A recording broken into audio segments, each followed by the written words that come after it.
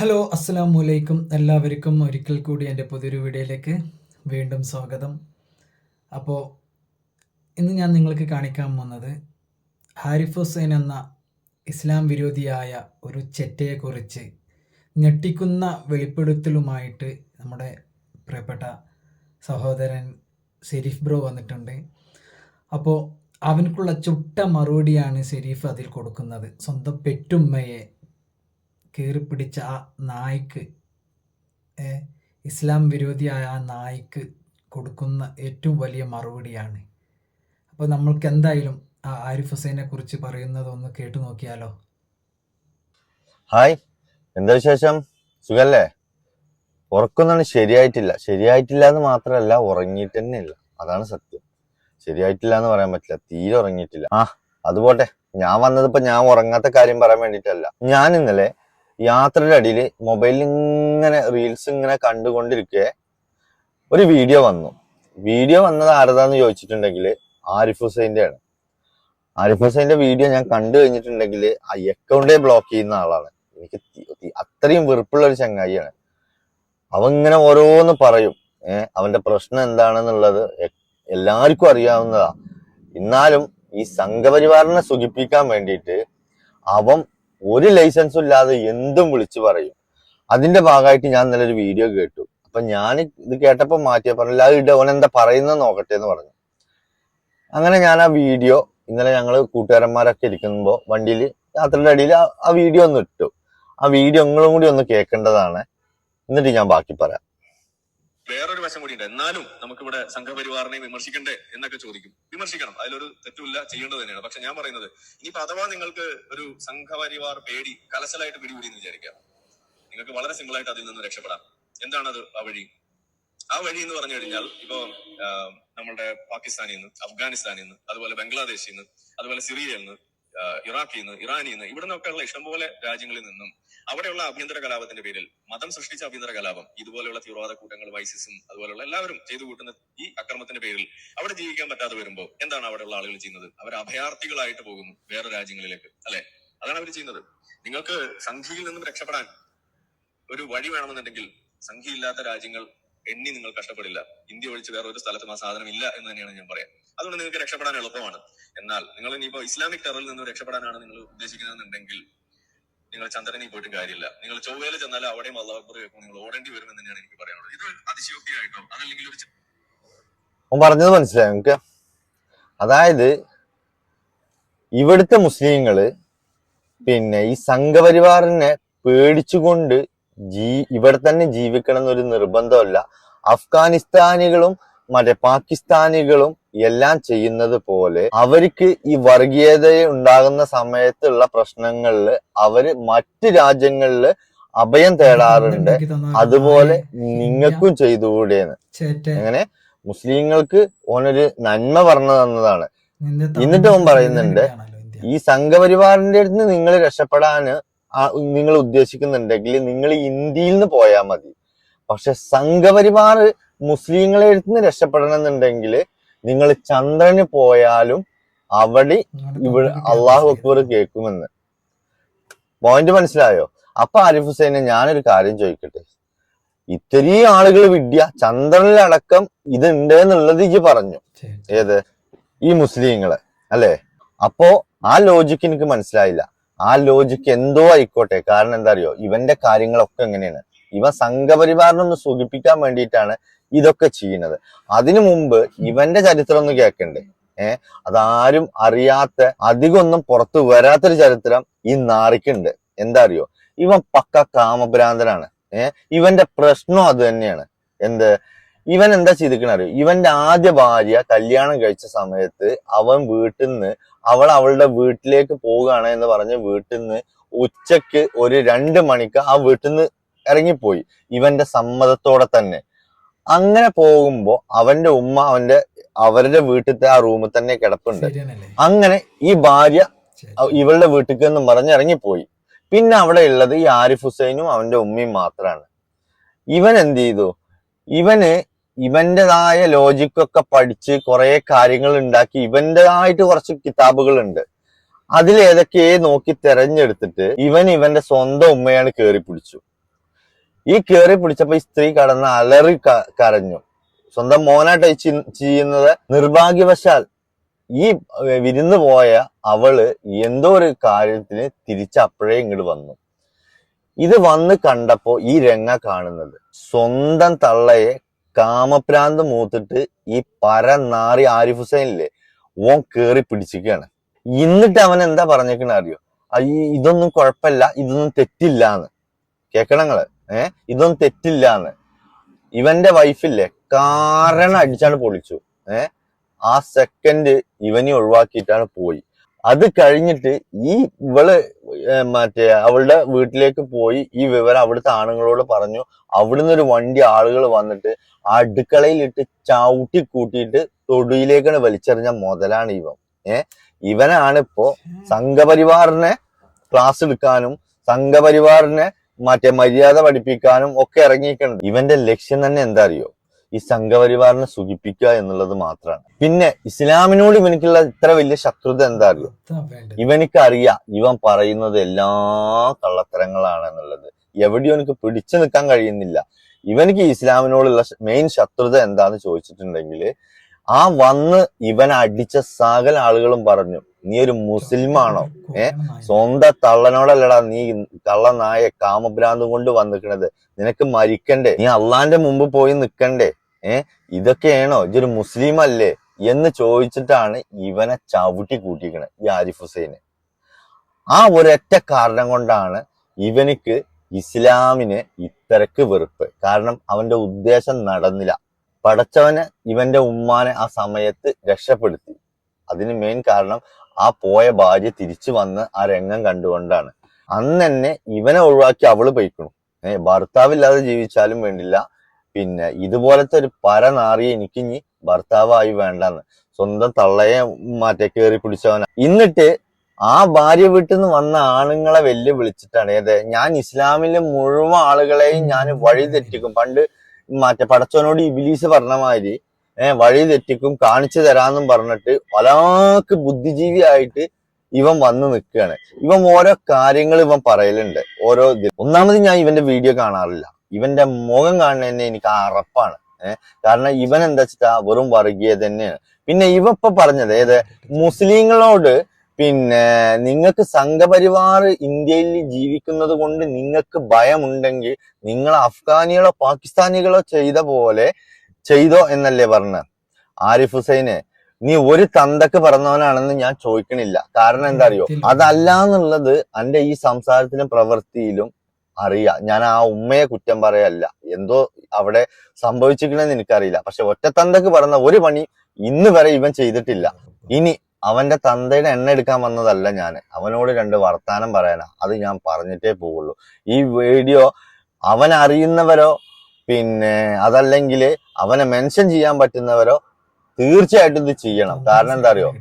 ആരിഫ് ഹുസൈൻ എന്ന പരനാറി കാമഭ്രാന്തന് വേണ്ടിയിട്ടുള്ള വീഡിയോ ഞാൻ നട്ടലില്ലാതെ എവിടെയോ പോയി ഒളിച്ചിരുന്നിട്ട് ഈ സംഘപരിവാറിനെ പിന്നെ പേടിക്കണ്ടെന്ന് പറയില്ലേ? എടാ നാറി, നിനക്ക് ഇസ്ലാം എന്താ അറിയില്ലെങ്കിൽ നീ വിട്, അത് പോട്ടെ. പിന്നെ അത് നീ പഠിക്കണം എന്ന് എനിക്കൊരു നിർബന്ധമില്ല, ഞാനോട്ട് പഠിക്കാനും പറയില്ല. പക്ഷെ ഇന്ത്യയുടെ ചരിത്രമെങ്കിലും നിനക്ക് പഠിക്കായിരുന്നു. അതിന് എന്തെല്ലാം ഓപ്ഷൻ ഉണ്ട്. നിനക്കറിയോ ഈ നാട്ടിൽ നിന്ന് ബ്രിട്ടീഷരോട് മാത്രമല്ല ഓരോ ഇന്ത്യക്കാരൻ പോരാടിയിട്ടുള്ളത് ഈ സംഘികളോടും കൂടിയാണ്. മനസ്സിലായോ? ഇന്ത്യക്ക് സ്വാതന്ത്ര്യം വാങ്ങിക്കൊടുക്കുന്ന സമയത്തെ ജാതി എന്താ, മതം എന്താ, കറുത്തവൻ ഏതാ, വെളുത്തവൻ ഏതാ എന്ന് നോക്കാതെ ബ്രിട്ടീഷരോട് മാത്രമല്ല അന്ന് ഇന്ത്യൻ ജനത പോരാടിയത് ഈ സംഘികളോട് കൂടിയാണ്. ചരിത്രം അറിയില്ലെങ്കിൽ നീ അത് പഠിക്കന്നെ വേണടാ.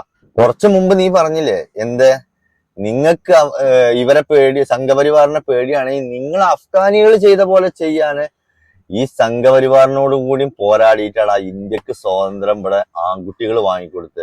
അതിൽ ഹിന്ദു ഉണ്ട്, മുസ്ലിം ഉണ്ട്, ക്രിസ്ത്യാനി ഉണ്ട്, എല്ലാ ആൺകുട്ടികളും ഉണ്ട്, പെൺകുട്ടികളും ഉണ്ട്. എല്ലാവരും കൂടി ചേർന്നിട്ടാണ് ഇത് വാങ്ങിക്കൊടുത്തത്. പക്ഷെ അതില് നീ ആൺകുട്ടിയാണെങ്കിൽ തെളിയിക്കടാ ഒരു സംഘപരിവാറിന്റെ ഒരാളുടെ പേര്. കഴിയോ നിനക്കതിനെ?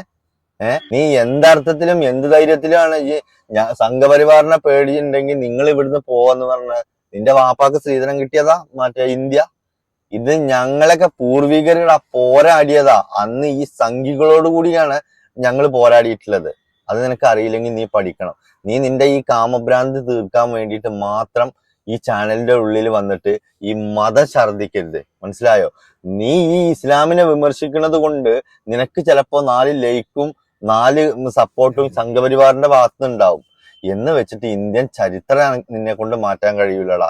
ഇസ്ലാമിനെ എല്ലാ കഴിവുകളും ഉള്ള, അതായത് മനുഷ്യന്റെ കണ്ണുകൊണ്ട് കാണാൻ പോലും കഴിയാത്ത ഇബ്ലീസിന് തകർക്കാൻ കഴിയുന്നില്ല. പിന്നെയാണോ ആഞ്ഞൊരു വളിയിടാൻ കഴിയാത്ത നിന്നെ എവിടെയെങ്കിലും ഒരു കാര്യത്തിന് എത്ര മൂല്യന്മാര് നിന്നോട് മുഖാമുഖം ഫേസ് ടു ഫേസ് വെല്ലുവിളി നടത്തി? നീ പോയിട്ടുണ്ടോ? ഇല്ല. പക്ഷെ നിനക്ക് തെറ്റിദ്ധാരണ പരത്തണമെന്നുണ്ടെങ്കിൽ നീ അവിടെ പോകാൻ പാടില്ല. പോയാൽ നീ വെള്ളം കുടിക്കും. അത് നിനക്കും അറിയാം. കാരണം നീ ഇസ്ലാമിനെ കുറിച്ചിട്ട് എന്തെല്ലാം ഒരു കാര്യങ്ങളാ പറയുന്നത്. ഞാൻ നിന്നെ വെല്ലുവിളിക്കുന്നടാ. ഏതെങ്കിലും ഒരു സൂറത്തിലോ അതല്ലെങ്കിൽ ഇസ്ലാമിന്റെ ഏതെങ്കിലും ഒരു കിതാബിലും നീ ആണാണെങ്കിൽ എനിക്കൊന്ന് കാണിച്ചതാ അടുത്ത വീഡിയോയില്. ഇതെല്ലാരും മെൻഷൻ ചെയ്തോ. എന്താ കാണിച്ചു തരേണ്ട അറിയോ? ഇസ്ലാമില് അന്യ മതസ്ഥരെ കൊല്ലണമെന്നോ, അതല്ലെന്നുണ്ടെങ്കിൽ അന്യ മതസ്ഥരെ ദ്രോഹിക്കണമെന്നോ, അതല്ലെന്നുണ്ടെങ്കിൽ അന്യ മതസ്ഥരെ നാണം കെടുത്തണമെന്നോ എന്തെങ്കിലും ഇസ്ലാമിലോ ഖുർആനിലോ പറഞ്ഞതായിട്ട് ഇജിനിക്ക് ഓതിന് കേൾപ്പിച്ച അർത്ഥം വെച്ചാല് ഇജ് പറയുന്ന പണിയെടുക്കടാ കള്ളൻ നായിന്റെ മോനെ. നീ പറയുന്ന കാര്യങ്ങളില് ഒരണുമണി തൂക്കം, ഒരു അരിമണിയോളം തൂക്കം ശരിയില്ല എന്നുള്ളത് ഏറ്റവും കൂടുതൽ അറിയുന്ന ഒരാളാണ് നീ. പിന്നെ നീ ഇസ്ലാമിനെ പരിഹസിച്ചിട്ടോ അതല്ലെന്നുണ്ടെങ്കിൽ നീ ഇസ്ലാമിനെ ഇല്ലാതാക്കാൻ നോക്കിയാലോ നിന്റെ സമയം പോകുന്നേ ഉള്ളൂ. നീ ഒരുക്കിയ ആളുകൾ നിന്നെ വിളിക്കുന്ന ആ കോളുകൾ നീ റെക്കോർഡ് ചെയ്തിട്ട് അതന്നെ നീ പുറത്ത് വിടുന്നുണ്ട്. നീ എന്തോ വലിയ സംഭവമാണ്, അവരുടെ ഉത്തരം ഞാൻ മുട്ടിച്ചു എന്ന്. എടാ, നിന്നെ വിളിക്കുന്നത് നീ ഏർപ്പാടാക്കിയ ആളാ, നിന്നെ സപ്പോർട്ട് ചെയ്യുന്നത് നീ ഏർപ്പാടാക്കിയ ആളാ. നീ പറഞ്ഞു കൊടുത്ത കഥകളാണ് നിന്നെ വിളിച്ചവര് പാടുന്നത്. ഞങ്ങളൊക്കെ ചോറ തിന്നടാ. അതാദ്യം മനസ്സിലാക്ക്. ഞങ്ങളൊന്നും വിഡ്ഢിയാക്കാന് ഇജല്ല, എന്റെ വാപ്പ കാരണവന്മാരെ കൊണ്ട് കഴിയൂല കേട്ടോ. ഇവനോട് ഒരു പെണ്ണ് കമന്റിൽ ചോദിക്കാണ്, നീ ഇത്ര വലിയ നന്മവരാണ്, ലോകം ഭയങ്കര അറിവുള്ള വലിയ ബുദ്ധിജീവിയാ, എന്നിട്ട് എന്തുകൊണ്ടാണ് നിന്റെ ഭാര്യമാര് നിന്നെ ഇട്ടുപോയെന്ന്? അതിനോ കടന്ന് മെഴുകണങ്ങൾ കണ്ടിട്ടില്ലല്ലോ. ഓനിക്ക് യഥാർത്ഥത്തിൽ ഒരു ഉത്തരല്ല. ഓന്റെ ഉത്തരം എന്ന് പറയുന്നത് എന്താ അറിയോ? എന്തെങ്കിലും ഒന്നാണ് പറയാന്നുള്ളതാ. എങ്ങനെ? ഈ പള്ളിത്തൊഴിലേക്ക് സലാം പറയാന്നറിയില്ലേ? അതല്ലെങ്കിൽ റേഡിയോ വെച്ചിട്ട് നമ്മള് റേഡിയോനോട് പറഞ്ഞിട്ട് എന്തെങ്കിലും കാര്യമുണ്ടോ? ഇല്ല. അതേമാതിരി ഓൻ പറയുന്നതാണ് കേൾക്കുക. ഓനിക്ക് പറഞ്ഞു കഴിഞ്ഞാൽ ഓനെ തന്നെ ഓഫ് ചെയ്ത് പോവുക. ഇതാണ് ഇവന്റെ സ്ഥിരം പണി. അല്ലാതെ ഫേസ് ടു ഫേസ് ഇവനിക്ക് ഒരു മനുഷ്യനെ നേരിടാൻ പറ്റൂല. കാരണം എന്താ അറിയോ? ഈ ഹിന്ദുക്കൾ വരെ അതായത് ഇസ്ലാം എന്താന്ന് അറിയാത്ത ഹിന്ദുക്കൾ വരെ ഈ മുസൽമാനെ ബഹുമാനിക്കുന്ന നാടാ നമ്മുടെ നാട്. ആ നാട്ടിൽ കയറിയിട്ടാണ് ഇവൻ ഇസ്ലാമിനെ ഇല്ലാതെ ആക്കാൻ വേണ്ടിയിട്ട് ഓനോന്റെ ഒരു ഇതിലെ ചാനലും തുടങ്ങിയിട്ട് ഇരിക്കുന്നത്. ആ ചാനലില് ഈ കുറച്ച് സംഘപരിവാറും പിന്നെ ഇവന്റെ കുറച്ച് ഫേക്ക് അക്കൗണ്ടും അല്ലാതെ ഒരാളും ഇല്ല. ഇവൻ എന്താ ചെയ്യുന്ന അറിയോ?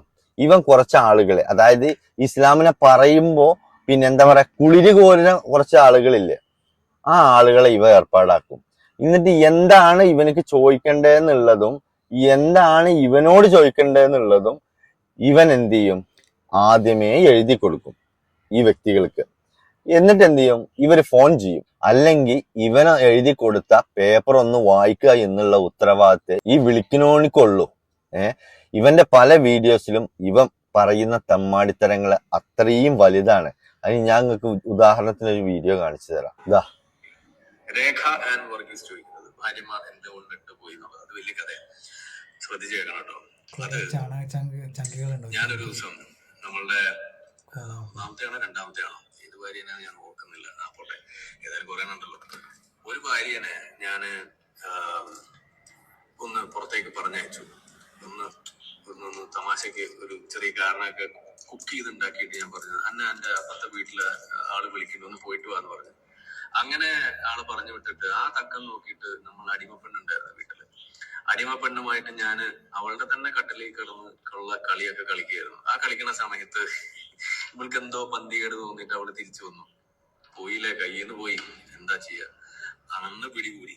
അങ്ങനെ പിടികൂടി. കേട്ടോ, ഇതാണ് കഥ. അത് ഓൻ തന്നെ സമ്മതിച്ചു. ഏത് ഞാൻ പറഞ്ഞതാണ് ഇത് യഥാർത്ഥ സ്റ്റോറി. പക്ഷെ ഓൻ ഈ പറയുന്ന അടിമപ്പെണ്ണ് എന്ന് പറയുന്നത് ആരാന്ന് അറിയില്ലേ? ഇവന്റെ തള്ള തന്നെയാണ്. ഈ നാറി ചീത ചെറ്റത്തരാണ്. എന്നിട്ട് പറഞ്ഞത് എത്ര വലിയ തമാശയിലാ പറഞ്ഞ്, എടാ അന്റെയൊക്കെ വല്യോന്റെ രഹസ്യം പുറത്ത് ചാടിച്ചോനാടാ ഞാന്. ഈ എന്ത് വിചാരിച്ചു? ഇതൊന്നും ആരും അറിയില്ല. അനക്ക് എന്നും ഈ ചാനലിൽ കയറിയിട്ട് ഇങ്ങനെ ഇസ്ലാമിന് മറ്റുള്ളവര് ഈ മരിച്ചു പോയവര് എല്ലാം ഇങ്ങനെ കുറ്റം പറയാന്നോ? എന്തായാലും നിന്റെ അത്ര നാറിയ പണി ഒരാളും ചെയ്തിട്ടില്ല. നമ്മുടെ ഈ കേരളത്തിൽ തന്നെ സ്വന്തം തള്ളയെ കഴുത്തറുത്ത് കൊന്ന ഒരു കേസ് ഇപ്പൊ അടുത്ത് റിപ്പോർട്ട് ചെയ്തു. അവന് പോലും ആ ഉമ്മയെ ഒറ്റയടിക്ക് കൊല്ലുകടാ ചെയ്തത്. നിന്നെ പോലെ സ്വന്തം തള്ളടേത് കാമം തീർക്കാൻ പോയിട്ടില്ല. അപ്പൊ പിന്നെ അവന് പോലുമായിട്ട് നിന്നെ താരതമ്യപ്പെടുത്താൻ ഒരിക്കലും കേരള ജനത സമ്മതിച്ചു തരൂല. അതുകൊണ്ട് ഇജ്ജ് സംഘപരിവാറിന് ക്ലാസ് എടുക്കുമ്പോ ഇജ്ജ് എന്റെ ചരിത്രം കൂടി ഒന്ന് പറയുണ്ടോ. എന്താ നീ ചോദ്യം ചോദിക്കുമ്പോ അതിന് ഉത്തരം പറഞ്ഞാ പോരെ? നീ അടിമപ്പെണ്ണാണ്, നിന്റെ ഭാര്യ അപ്പുറത്തെ വീട്ടിലേക്ക് പോയതാണ്, ഇജാതി നാടകമൊക്കെ ഇജ്ജ് വേറെ ഓലകർത്ത് പറഞ്ഞാ മതി. മനസ്സിലായോ? ഇതിന്റെ യഥാർത്ഥ സത്യം എന്താന്നുള്ളത് ഇതുവരെ ആരും പറഞ്ഞിട്ടില്ലല്ലോ. ഇപ്പൊ എന്റെ തൊള്ളിന്നത് വീണില്ലേ? ഞാൻ അത്രയും തക്കതായി നിന്നെ കുറിച്ച് അറിഞ്ഞു. അതും നിനക്ക് ഒരിക്കലും ചിന്തിക്കാൻ പോലും കഴിയാത്ത ഒരാള് എന്നോട് നിന്റെ കാര്യങ്ങൾ പറഞ്ഞു. നിന്റെ ഉമ്മയുടെ ഒരു ഫോൺ കോൾ ഇപ്പൊ അടുത്ത് പുറത്തു വന്നിരുന്നു. ആ ഉമ്മ പറയുന്നത് എന്താ അറിയോ? നീ പുഴുത്തേ ചാവുകൊള്ളുന്ന്. കേട്ടിട്ടില്ലേ? ഞാൻ തന്നെ അതൊന്നും എടുത്ത് പോസ്റ്റ് ചെയ്യണമെന്ന് വിചാരിച്ചതാ. പിന്നെ ഞാൻ ഒഴിവാക്കിയതാ. കാരണം എന്താ അറിയോ? അന്നെ പോലത്തെ ഒരു നാറിക്ക് അങ്ങനെ റീച്ച് ഉണ്ടാക്കി കൊടുക്കണ്ടെന്ന് വിചാരിച്ചിട്ട്. പക്ഷെ ഇത് ഞാൻ എന്താ അറിയോ? ഇത് ആർക്കും അറിയാത്തൊരു കാര്യമായിരുന്നു. ഇജും വിചാരിച്ച എന്താ ആരും അറിയില്ല എന്നാ. ആ പെണ്ണ് ചോദിച്ചതിന്റെ ഉത്തരം ഇജ് ഭയങ്കര ഒരു തമാശ രൂപത്തില് മറ്റവർക്ക് കൈയടിക്കാൻ വേണ്ടിയിട്ട് ഇജ് പറഞ്ഞു വെച്ചെങ്കിലും അവിടുത്തെ ആ അടിമപ്പെണ്ണ ആരാണെന്നുള്ളത് ഇജ് പറഞ്ഞില്ല. ഇജൊരു അടിമപ്പെണ്ണ എന്ന് പറഞ്ഞ ഒതുക്കിയല്ലോ. ആ അടിമപ്പെണ്ണ ആരാടെ നാറി ഇജൊന്ന് പറഞ്ഞാട്ടിക്ക. ആരായിരുന്നു അടിമപ്പെണ്ണ? എന്റെ കാമപ്രാന്ത് തീർക്കാൻ പോയ അടിമപ്പെണ്ണ ആരാണെന്ന് പറഞ്ഞു കൊടുക്ക്. അനക്ക് ധൈര്യം ഉണ്ടോ അതിനെ? ഇല്ലല്ലേ? ആ ഇല്ലാത്തടത്തോളം കാലം അനക്ക് ഒരിക്കലും ഇസ്ലാമിനെ അംഗീകരിക്കാൻ കഴിയൂല. കാരണം നിന്റെ പ്രശ്നം എന്താ അറിയോ? ഇസ്ലാമില് ഇത് കർശനായിട്ട് വിമർശിച്ചൊരു കാര്യമാണ് എന്നാണ്. പിന്നെ ഈ തൊള്ളക്ക് പറയും മുസ്ലിം അല്ലാത്തോല് പിന്നെ സ്വർഗത്തിൽ കടക്കൂല. അപ്പൊ പിന്നെ മറ്റുള്ളവരോട് നിങ്ങൾ എന്തിനു മിണ്ടണം? അവര് കാഫ്രീങ്ങളല്ലേ, അവര് ഹിന്ദുക്കളല്ലേ, അവര് ക്രിസ്ത്യാനികളല്ലേ, അതുകൊണ്ട് നിങ്ങൾ എന്തിനാ അവരോട് മിണ്ടണം? അതൊക്കെ അള്ളാഹുടെ മുമ്പിൽ വലിയ തെറ്റാണെന്ന്. അതിനും ഞാൻ നിന്നെ വെല്ലുവിളിക്കുന്നതാ. ഏത് കിതാബിലാണ് അങ്ങനെ ഒരു മുസ്ലിം അന്യമതസ്ഥരോട് മിണ്ടാൻ പാടില്ല എന്ന് പറഞ്ഞത്? നീ ഒന്ന് കാണിച്ചു തന്ന. ഒന്ന് കാണിച്ചു തന്ന എനിക്ക്. നട്ടലുണ്ടോ എനിക്ക് അതിന്? പിന്നെ മാത്രല്ല, വളരെ വ്യക്തമായി തന്നെ പടച്ചവൻ പറഞ്ഞിട്ടുണ്ട്. മുസ്ലിം മാത്രല്ല സ്വർഗത്തിന്റെ അവകാശി, മറ്റു മതസ്ഥരും ഉണ്ട്. മാതാപിതാക്കൾക്ക് വില കൽപ്പിച്ചതും നന്മ പഠിപ്പിച്ചവർക്കും നന്മ ചെയ്തവർക്കും എല്ലാം നല്ല കാര്യങ്ങൾ ചെയ്തിട്ടുണ്ടോ, അവന്റെ ജീവിതം നല്ല രീതിയിലാണോ അവൻ ജീവിച്ചു തീർത്ത്, അതിനും അവനിക്ക് സ്വർഗണ്ടേ. മനസ്സിലായോ? അതിന് മുസ്ലിമായ മാത്രമേ കൊടുക്കൂന്ന് പടച്ചോൻ എവിടെയെങ്കിലും പറഞ്ഞേക്കണോടാ? അന്റെ കിതാബിൽ ഉണ്ടാവും. പക്ഷെ പടച്ചോൻ ഇറക്കിയ കിതാബിൽ അതൊന്നും ഇല്ല കേട്ടോ. പടച്ചോൻ ഇറക്കിയ കിതാബില് എനിക്ക് ഹജ്ജ് ചെയ്യരുത്. എപ്പോ അറിയോ? നിന്റെ വീടിന്റെ അപ്പുറത്ത് ഏത് മതസ്ഥനായിക്കോട്ടെ അവൻ ഭക്ഷണം കഴിച്ചിക്കണോന്ന് നീ ഉറപ്പ് വരുത്താതെ. മനസ്സിലായോ? കേക്കണം നീ. ഹജ്ജിന്റെ അള്ളാഹ്ക്ക് ചെയ്യേണ്ട കർമ്മത്തിനാണ് അള്ളാഹ് പറഞ്ഞത്. ആ ഹിന്ദു ആയിക്കോട്ടെ, ക്രിസ്ത്യൻ ആയിക്കോട്ടെ, ആരായിക്കോട്ടെ, മനുഷ്യനായിക്കോട്ടെ, അവന്റെ പട്ടിണി, അവന്റെ കണ്ണീര് അത് കാണാതെ നീ ആ കാശും കൊണ്ട് ഹജ്ജിനെന്ന് പറഞ്ഞു കഴിഞ്ഞിട്ട് ഇന്ത്യ അടുത്തേക്ക് വന്നിട്ട് കാര്യമല്ല. എനിക്ക് അങ്ങനത്തെ ഒരു ഹജ്ജ് വേണ്ടാന്ന് പറഞ്ഞതും ഈ ഇസ്ലാം ഈ പടച്ചവനോ അറിയില്ലേ നിനക്ക്? അപ്പൊ അതൊക്കെ എനക്കറിയാം. അപ്പൊ പിന്നെ ഇസ്ലാമില് അള്ളാഹ് എത്രത്തോളം പ്രാധാന്യം മറ്റു മതസ്ഥർക്ക് കൊടുത്തിക്കണു എന്നുള്ളത് ആ ഒരു വാക്ക് പോരെ? ഏത് മതമായിക്കോട്ടെ, ഏത് നിറായിക്കോട്ടെ, അവന്റെ പട്ടിണി മാറ്റാണ്ട് നീ എനിക്ക് ഹജ്ജ് ചെയ്യാൻ വരണ്ട എന്ന് പറഞ്ഞത് ഈ ഇസ്ലാമാടാ. പിന്നെ ഇസ്ലാമില് നീ എന്റെ ഒരു പീറ ചാനൽ എടുത്തിട്ട് ഇസ്ലാമിനെതിരെ പറഞ്ഞ ഇസ്ലാം ഒന്നായിട്ട് ഒലിച്ചു പോകും എന്നുള്ള ധാരണക്കാണ് നീ ഈ ചാനൽ തുടങ്ങിയിരിക്കണെച്ചെങ്കില് ഒരു കാര്യമല്ല ആരിഫ് ഹുസൈനെ. നീ എപ്പോഴാണോ എന്റെ വീഡിയോ കേൾക്കണ ആ നിമിഷം നീ ഗൂഗിൾ ഒന്ന് ചെയ്തു നോക്ക്. ലോകത്ത് ഏറ്റവും പെട്ടെന്ന് വളരുന്ന മതം ഏതാണെന്നുള്ളത്. എങ്ങനെ ലോകത്തില് പെട്ടെന്ന് വളർന്ന് വലുതായും കൊണ്ടിരിക്കുന്ന മതം ഏതാണെന്ന് ഒന്ന് ജസ്റ്റ് നീ അടിച്ചു നോക്ക്. എന്നിട്ട് അതിന്റെ ഉത്തരം നീ ആണാണെന്നുണ്ടെങ്കിൽ ഒന്ന് സ്ക്രീൻഷോട്ട് ചെയ്തിട്ട് നിന്റെ വീഡിയോസിൽ വെക്കടാ. ഞാൻ ഒരു മതക്കാരുടെ ആചാരത്തെയും കളിയാക്കില്ല, ഒരു മതക്കാരെയും ഞാൻ ചെറുതാക്കില്ല. എല്ലാവർക്കും എല്ലാവരുടെ വിശ്വാസം വലുതാണ്. ആ വിശ്വാസം വെച്ചുകൊണ്ട് അവന് ഹിന്ദു ആണ്, അവനിക്ക് അവന്റെ ദൈവം എന്ന് പറയുന്നത് ഗുരുവായൂരപ്പനും ശ്രീകൃഷ്ണനും ഇവരൊക്കെയാണ്. ഇത് അറിഞ്ഞുകൊണ്ട് വേണം ഞാൻ അവനെ എന്റെ സുഹൃത്താക്കാനും അവനെ എന്റെ അടുത്തേക്ക് കൂട്ടിപ്പിടിക്കാനും. അതാടാ ഇസ്ലാം പഠിപ്പിക്കുന്നത്. അല്ലെന്ന് എനിക്ക് തെളിയിക്കാൻ പറ്റുമോ? അവൻ ഏത് മതത്തിലാണ് നിൽക്കുന്നത് ആ മതത്തിൽ വെച്ചിട്ട് തന്നെ അവനെ സ്നേഹിക്കണം. അതാണ് ഇസ്ലാം പറഞ്ഞിരിക്കുന്നത്. പിന്നെ ഇസ്ലാം ഒന്നും കൂടിയും പറഞ്ഞേക്കണം, നീയൊക്കെ ലവ് ജിഹാദ് എന്ന് പറഞ്ഞില്ലേ. എടോ, കല്യാണം കഴിക്കാൻ വേണ്ടിയിട്ടും കൂടെ കിടത്താൻ വേണ്ടിയിട്ടും ഒരു പെണ്ണിനെ നീ മുസ്ലിം ആക്കി എന്ന് വിചാരിച്ചിട്ട് നീ ഇപ്പൊ അള്ളാന്റെ മുമ്പിൽ എത്ര സ്ഥാനക്കാരനാണോ അതിന് ഒരു നിമിഷം നീ ഉയരത്തേക്ക് പോകുന്നില്ല. അത് നീ മനസ്സിലാക്കണം. കാരണം എന്താ അറിയോ, അത് പടച്ചോൻ വ്യക്തമായി പറഞ്ഞേക്കണു. നിനക്ക് കല്യാണം കഴിക്കാനോ നിന്റെ കൂടെ കിടക്കാനോ വേണ്ടി നീ ഒരു പെണ്ണിനെയും ഇസ്ലാമിലേക്ക് കൊണ്ടുവരണ്ട, അതെനിക്ക് ആവശ്യമില്ല എന്ന് പറഞ്ഞിട്ടുണ്ട്. ആ കിതാബൊന്നും ഇജ്ജ് കാണൂല. ഇജ്ജ് എന്റെ പ്രസ്സിന്ന് അടിച്ചിടക്കുന്ന കിതാബിലും അതിന്റെ അർത്ഥമാണ് ഇജ്ജ് ഒതുങ്ങി കൊണ്ടിരിക്കുന്നത്. എന്റെ തൊണ്ടും ചെറിയും കണ്ടറിയാ തൊള്ള പൊളിച്ച നുണയെ പറയുള്ളൂന്ന്. നിന്നെ കൊണ്ടൊക്കെ അതിനെ കഴിയൂ. ഇവനെ നിരീശ്വരവാദിയാ. ഇവൻ പറയുന്ന വാദാണത്. ഞാൻ നിരീശ്വരവാദിയാണ്, എനിക്കിതിലൊന്നും വിശ്വാസമില്ല എന്ന്. എന്നാലോ ഇവനിക്ക് ഇസ്ലാമിനെ മാത്രമേ വിമർശിക്കാനുള്ളൂ, ബാക്കി ഒരു മതങ്ങളെയും ഇവനക്ക് വിമർശിക്കാനില്ല. ഒരു മതങ്ങളെയും വിമർശിക്കണം എന്നല്ല ഞാൻ പറഞ്ഞു വരുന്നത്. പക്ഷേ ഇവൻ നിരീശ്വരവാദി എന്ന് പറഞ്ഞിട്ട് ഒരു മതത്തെ മാത്രം ലക്ഷ്യം വെച്ചിട്ട് ഈ റീച്ച് ഉണ്ടാക്കണതും സുഖിപ്പിക്കണതും ഇല്ലേ. ഇവന്റെ കഥകൾ ഇങ്ങനെയൊക്കെയാണ്. ഇവനാ എന്നിട്ട് മറ്റുള്ളവരെ നന്നാക്കിയത്. നീ കാത്തിരുന്ന ആരിഫ് ഹുസൈനെ, നിന്റെ ഈ കളിയൊന്നുമില്ലേ, ഇതൊന്നും അധികം ഓടൂല.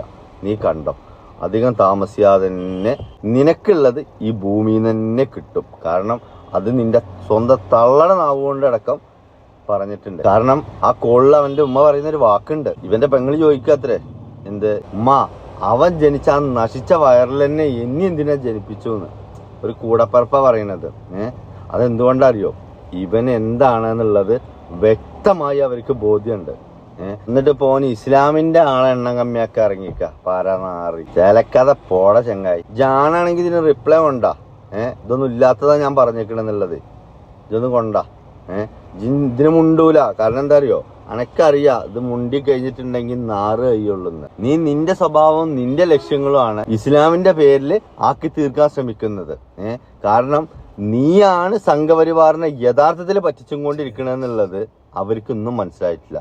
അത് മനസ്സിലാകുന്നവരേ ഉള്ളൂ നിന്റെ ഇത്. കാരണം സംഘപരിവാറിനെ പറ്റിച്ചും കൊണ്ടും എന്താ പറയാ കബളിപ്പിച്ചും കൊണ്ടും ജീവിച്ചിരുന്നൊരു മുതലുണ്ടായിരുന്നു.